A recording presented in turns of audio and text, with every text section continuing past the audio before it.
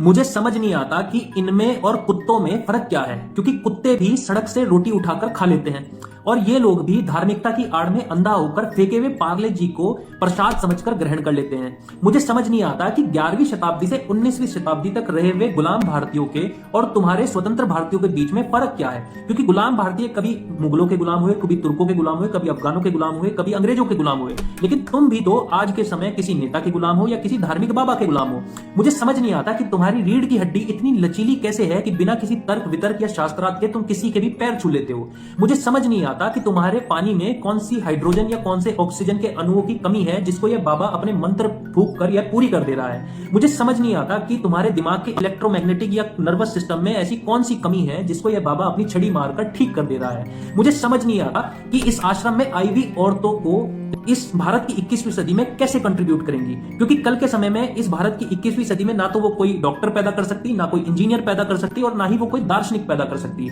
वो अगर पैदा कर सकती है तो एक लंगड़े दिमाग की लंगड़ी सोच रखने वाला एक व्यक्ति जो फिर से कल को एक बाबा के सामने झुकेगा या फिर किसी नेता के सामने झुकेगा। वो पैदा कर सकती है तो किसी ऐसी रीढ़ की हड्डी से कमजोर वाले व्यक्ति को जो जॉब तो करेगा लेकिन उसमें कोई भी चेंज नहीं ला पाएगा। मुझे ऐसा लगता है कि भारत देश ना होकर एक बाबाओं का मेला बन चुका है, जहां पर धार्मिकता को अपना खेल बनाकर हर बाबा अपनी दुकान पर उसका खेल चला रहा है और धार्मिकता की आड़ में अंधा हुआ यहाँ का समाज उसी धार्मिकता को खेल देखकर नशे में झूम रहा है।